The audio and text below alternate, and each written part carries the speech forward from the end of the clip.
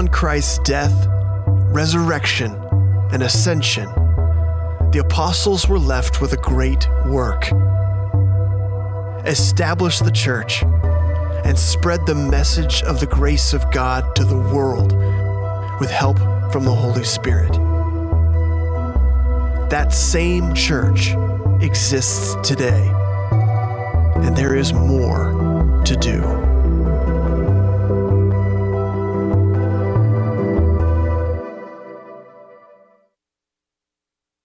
So, roughly when I found out that I was going to be a father, one of the books that was commended to me was this little storybook Bible. It's called the Jesus Storybook Bible, and if you are a parent with little kids, you need this book. If you are a grandparent with little kids, you need this book. If you are a great-grandparent and so on and so forth, you need this book. This is one of the greatest Bible books for children. When my girls were born, every night we had this routine, and I think we had the routine more for us than for them, because at about 6 o'clock we were like, all right, it's time to start calming these kids down. And we would do everything we could. We'd give them a bath, we'd get them fed, and at about 7 o'clock, we would start getting them ready to go to bed, and I would always take one of the girls, and we had this rocking chair that was gifted to us, and I'd sit in the rocking chair, and I would feed them as they would get ready for bed, and I would read them a story out of the Jesus Storybook Bible. I want to invite any of our kids this morning to come and join us as we share just a few words out of this story this morning. This is our kids' moment, and I want to invite any of our kiddos. I am going to call you guys to come down, and I'm going to invite you to sit up here with us on the kneeling rail. You can sit on my left or on my right, and you guys can come sit down. And then I'm going to have an activity for you guys to help me with in just a moment. So I'm going to invite you guys to come down. And right at the beginning of this storybook Bible, it talks about the story and the song. Can you guys see this? I mean, the artwork in this is just so amazing. And I love reading it to them. As the girls got a little bit bigger, they would always be like, can you please show me the pictures? And it would always take longer, but it was always great. Sally Lloyd Jones, the author of this, the Jesus Storybook Bible, here at the beginning, before she gets into Genesis, she begins to tell the story of the gospel. And the beautiful thing about the gospel that she talks about is it's kind of like a red thread.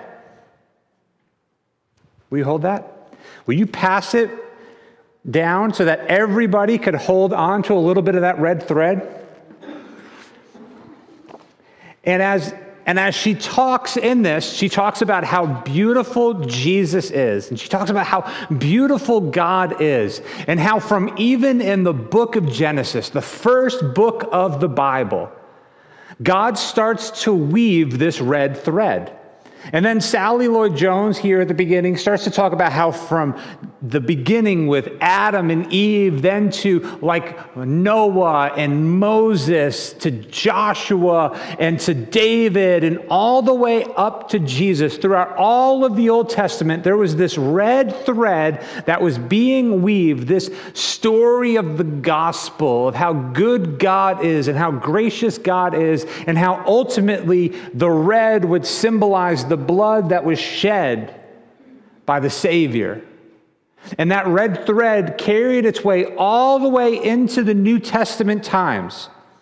And how when the church was formed, it was the church's job to take that red thread and to pass it on to every single person, so that we all could be a part of this story. Now, boys and girls, this is what I would love for, I think we only have girls up here this morning. Ladies, here's what I would like for you to do.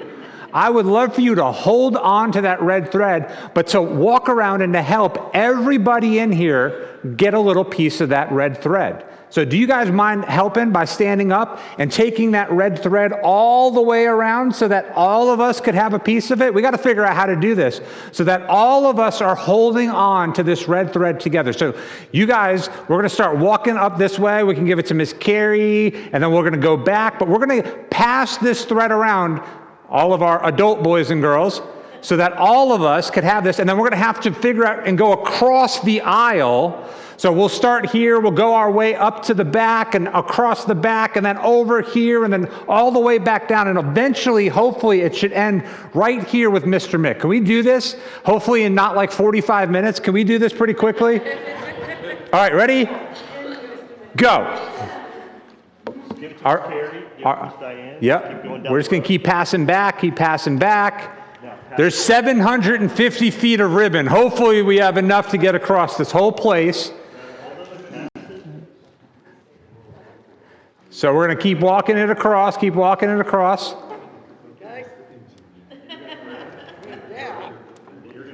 And then for all of you guys, we're going to have y'all sit right up there on that front bench.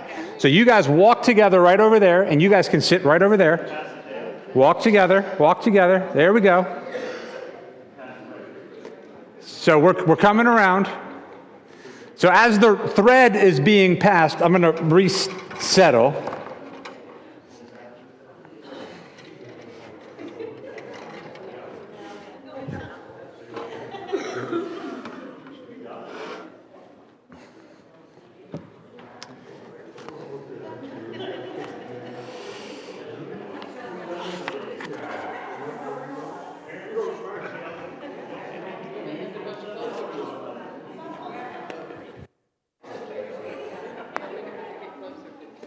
How we doing? All right, as they're passing, again, you guys should have these, and I'm gonna call Miss Ella. You're gonna let go of your red thread, and I want you to walk around and pick up these, okay? So if you have one and you hold it up, Miss Ella is gonna come by and pick that up from you. So while we're passing the string, we're also passing some prayer cards. So you could pass them to the center, pass them inward. Ella will grab them at the end. I know a lot of moving parts, but this will make sense, I promise. Church done different today. I know, it's a little different, it's okay.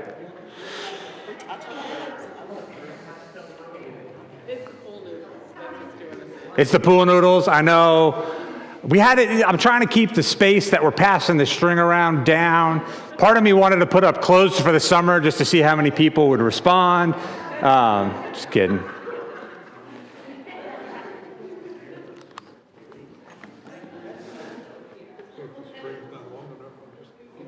If the string, that's exactly it. If the string's not long enough, we get a little bit tighter.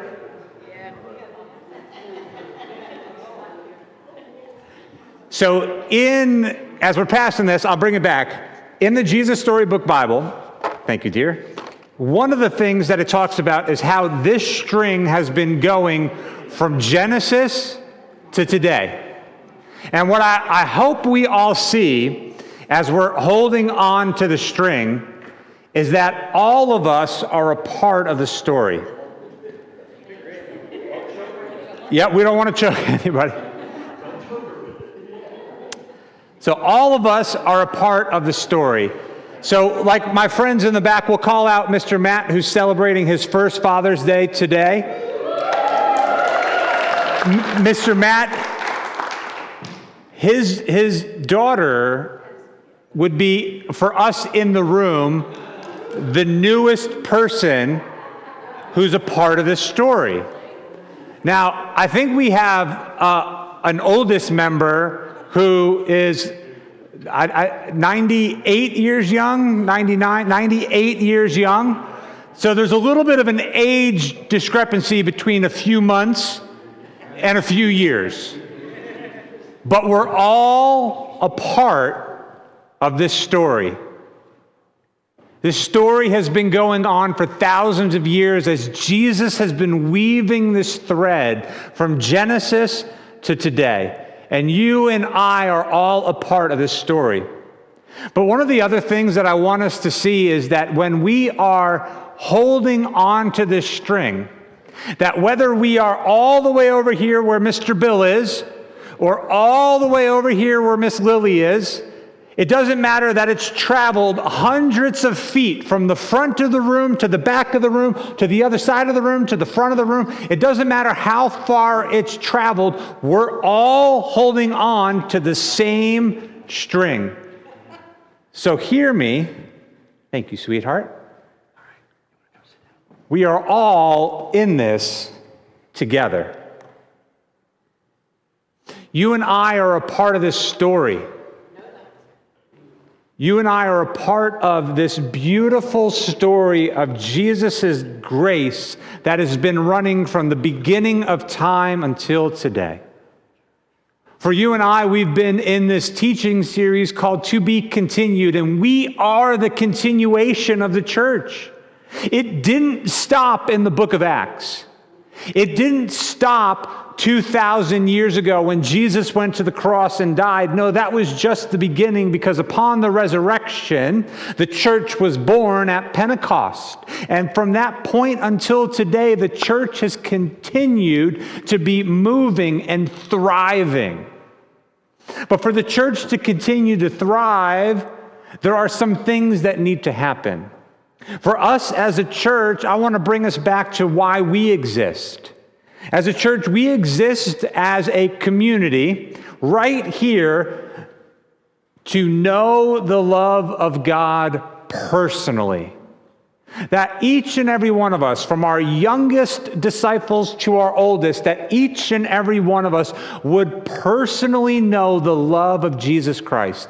And when we know the love of Christ, then we begin to grow as a disciple, growing deeper in our love for God and wider in our reach for the community. That when we think about this, it's kind of the image of the cross, right? That we grow up towards God and down in our faith, but we grow wide in our reach to others.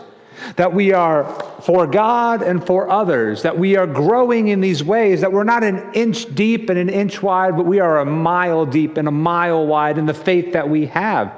We exist as a church to help each and every one of us who's holding that thread know the love of Jesus Christ and then to grow as a disciple. But it doesn't stop there.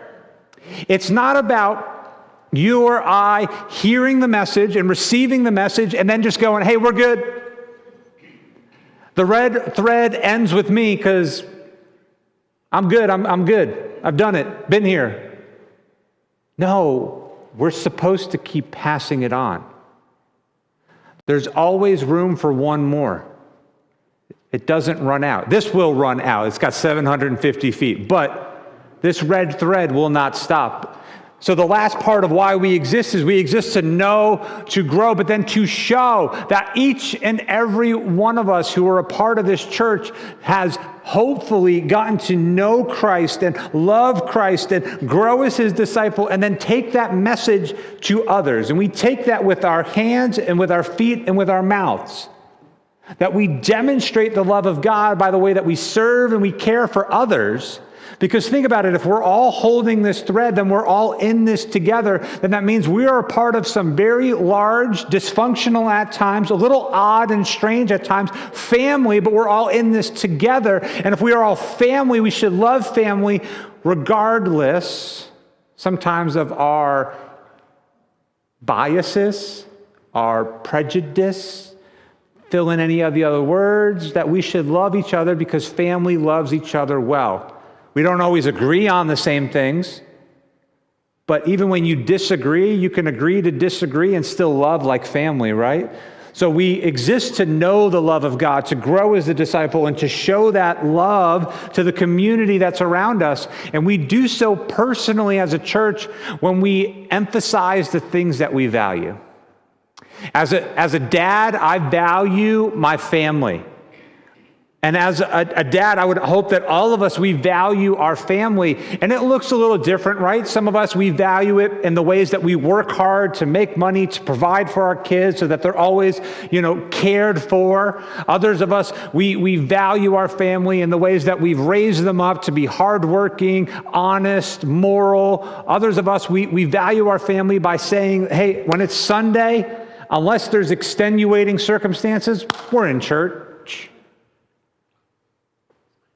We value different things, but we as a church have some values. We've got 5 values as a church. And if you need a refresher, let me refresh you on these. The first thing we as a church value is worship. It's us giving worth to God and growing more in love with God.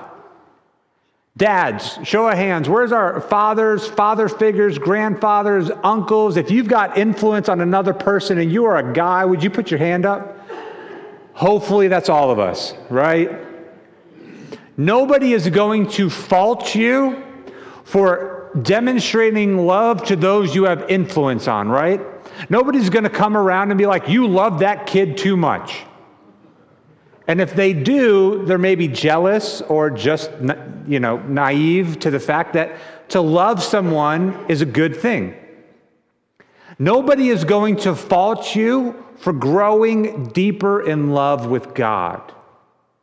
But some of us think that we've known God and we're good and we stop right there. But I love what Tim Keller says. Tim Keller says that when we receive the gospel, it's not as if it's the ABCs of these are all the things that you need to, it's not the A through Z's of everything you need to know, but it's the ABCs. It's the steps we take. It's the daily discipleship. It's the way we love. And to love God is to grow deep. And we value that as a church. We value discipleship, growing in our faith. But discipleship is not done in a vacuum. We can't do it alone. To be a disciple requires that everybody who's holding that thread care for the others who are holding that thread as well. Discipleship requires that we influence the young disciples as much as we influence the old disciples. We value ministry, and that's the way that we serve. And this is going to be a hard thing for some of us to hear. God is calling you, every single one of us, to be a servant of others. There is no consumer Christianity. For anyone who wants to just be a part of coming here and sitting down and showing up and being left alone, I'm sorry. I have harsh news for you moving forward. This is going to be a place that places a heavy emphasis on discipleship and serving. Now, you might be thinking, Pastor, I'm older, I can't do as much. Hey, maybe you can write cards to send a note of encouragement to somebody else. Maybe you can offer prayer for those who are in need. Maybe you can serve in the food pantry. Maybe you can serve in the children's ministry. Maybe you can sing in the band or play an instrument or volunteer in the tech booth or stand at the door and just wave at people when they come in so that they feel welcomed and greeted. Because I want to be honest, I had a complaint come this week that has rocked me to my core.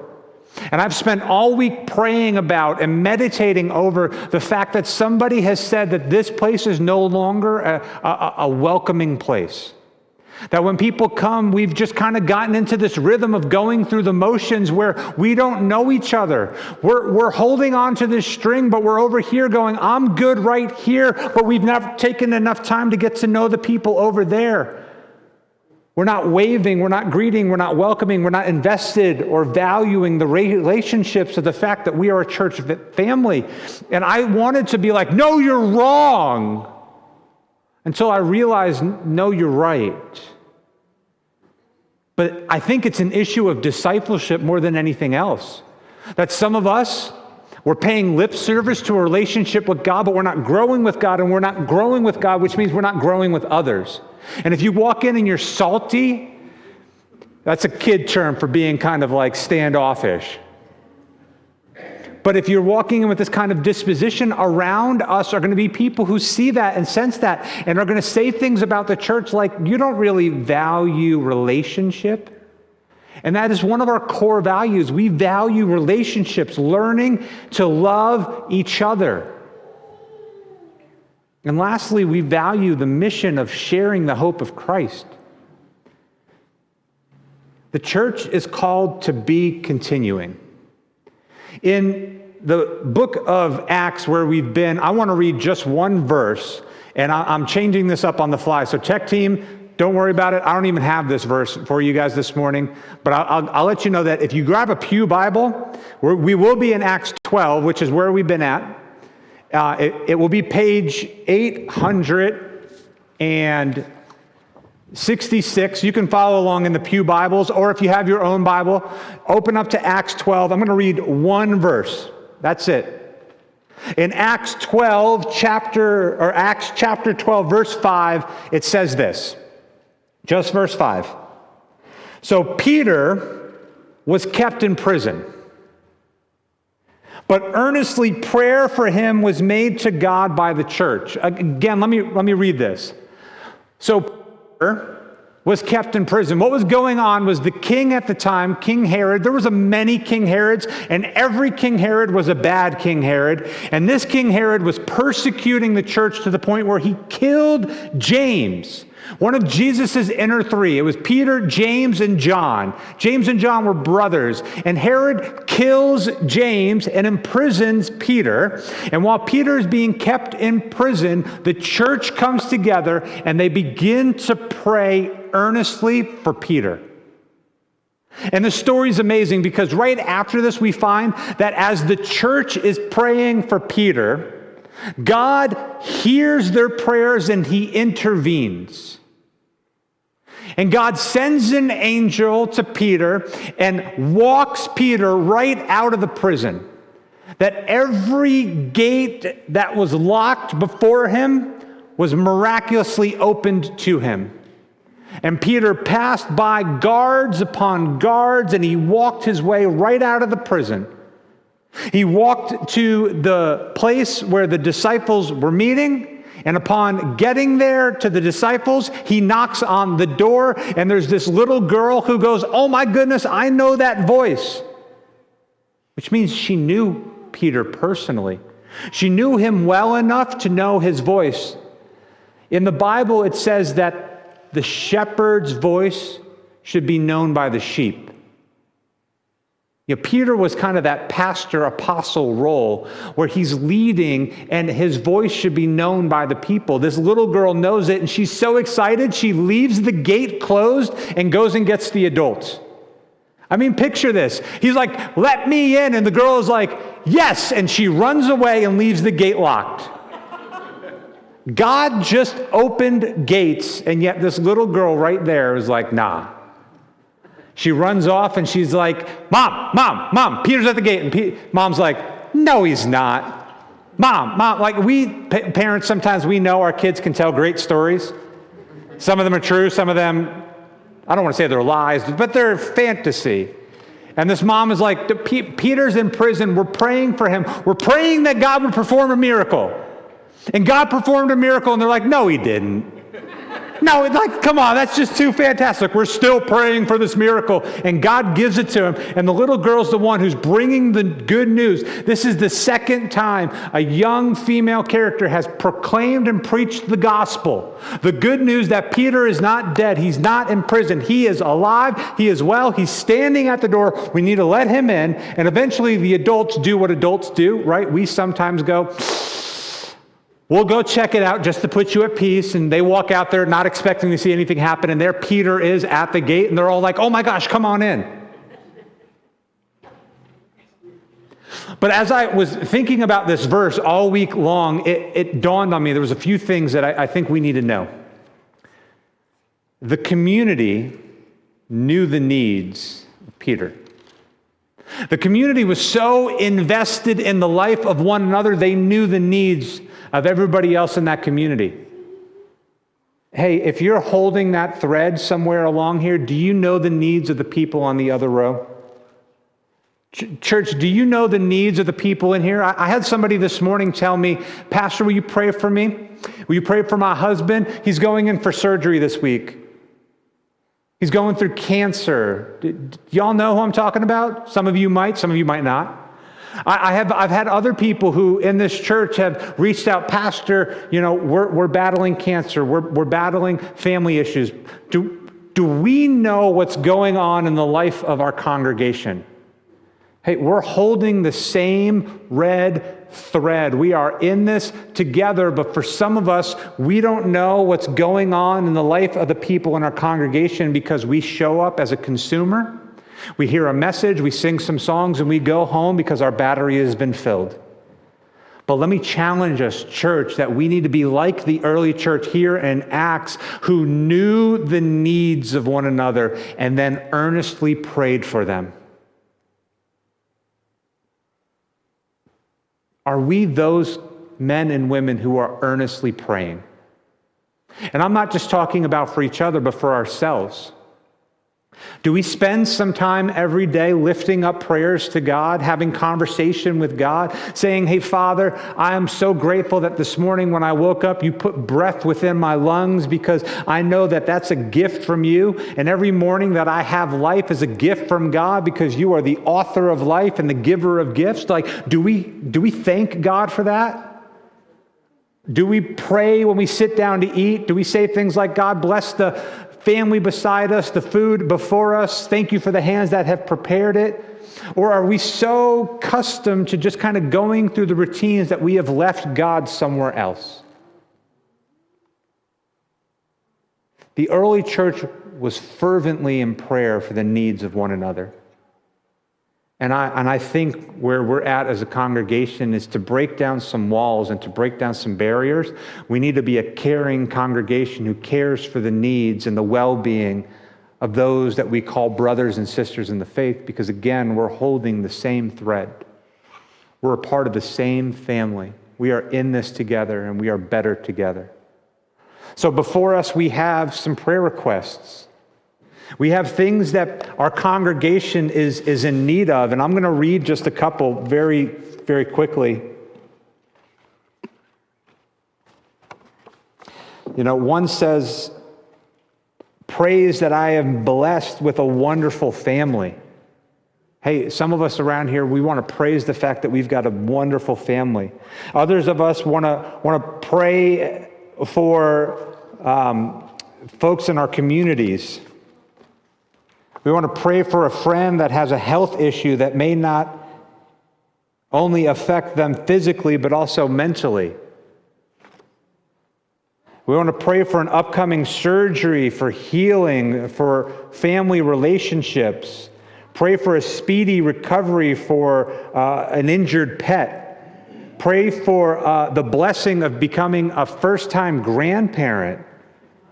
Pray for the marriage between them and their spouse. Pray for an unidentified health issue. Pray for a strained relationship with a daughter.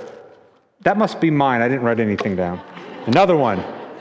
Got a couple blank ones. All right. Pray for a son who's in the Air Force.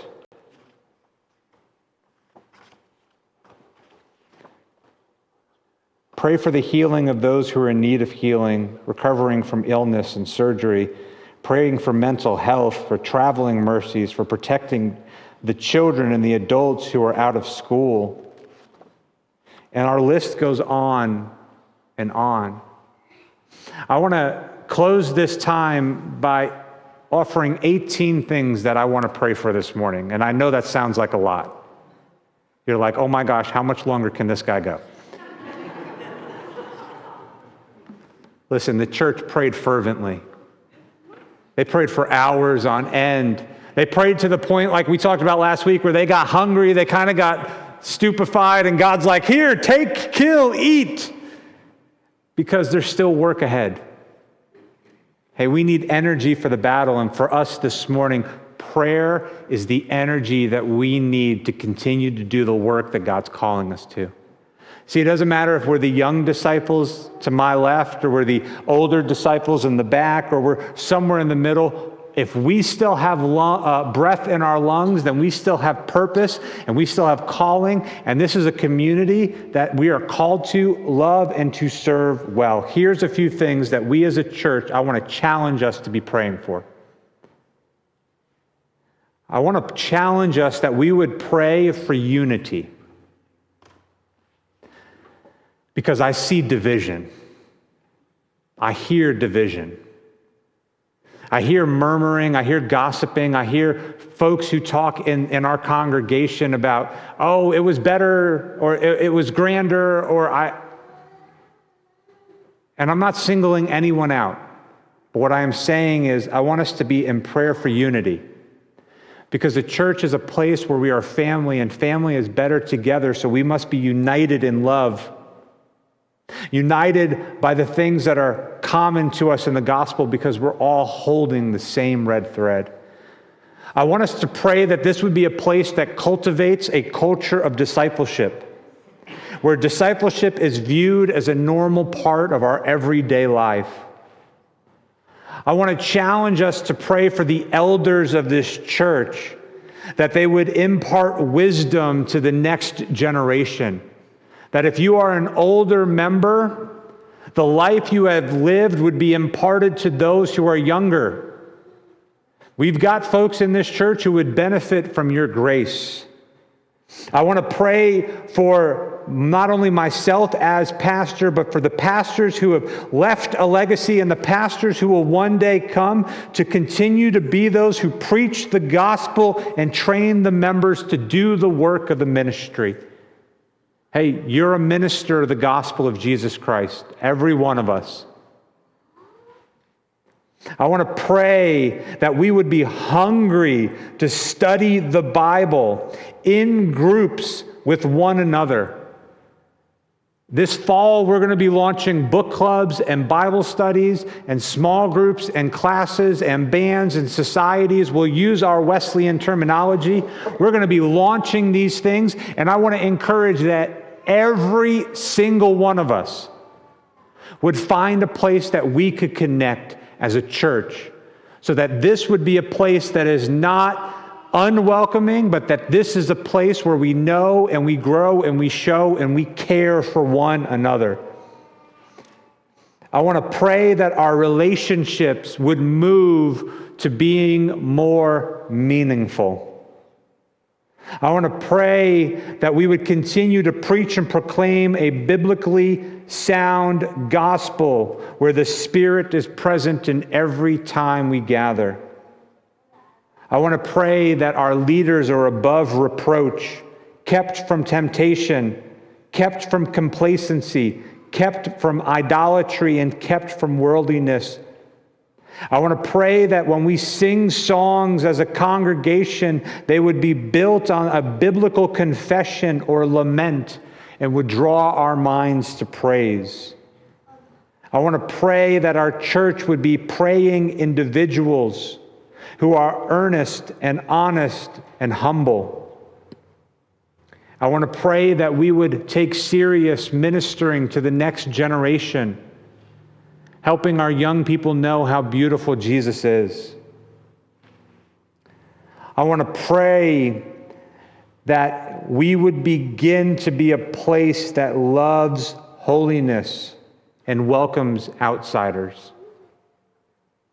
I want to pray that you would personally take the gospel to the community that God has placed you in. I want to pray that we would have more hope in our God than we do in our government.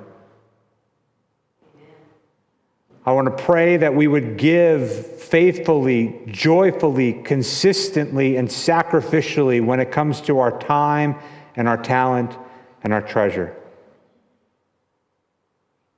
And lastly, I want to pray that our members would love each other well.